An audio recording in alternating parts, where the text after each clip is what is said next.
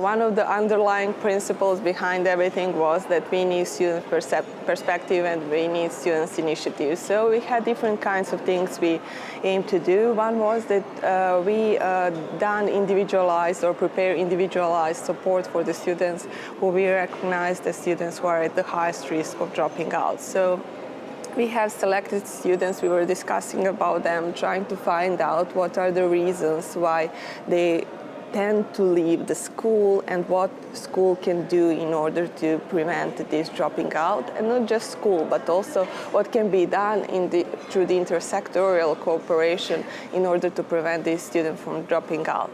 So we had prepared individualized support for each student. We have planned activities that we thought are the most meaningful for this student and that would be the most effective one. So I think it was really beneficial because teachers had the opportunity to speak about one student, to hear things about him or her from different perspectives, because students also done some kind of questionnaires and surveys. They were also interviewed. So they had different kinds of information on students, and they had the opportunity to see the student from different standpoints. And I think that was really a good idea. Also at the school level, we were not just working in order to provide individualized support for specific students, but in order to create a school climate that is supportive for all students. So schools, each of these schools had some kind of activities at the school level that somehow engaged students more, engaged students at risk more, and gave them more important and valuable role within their peer community. So for example, in Zrenjanin, we had a students' TV station.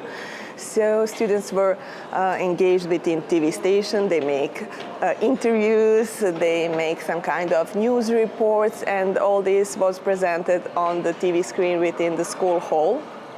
So one teacher was engaged in this, and students who were at risk were also pretty invisibly included in this. So they had new roles. They were those who are interviewers, they were those who are cameramen, or those who are directors. So they had opportunity to be in some kind of different roles, not those who are always absent or not those who are always lower achievers, but those who really do something for the community. Or for example, in the Požega, we have team of friends or team of buddies, it depends on the translation, but those are students who show that they have sensitivity towards other students, that they have empathy, and they are recognized as students who have a good status within their peer group. So we established this team, and we were working on raising their competencies for supporting the peers.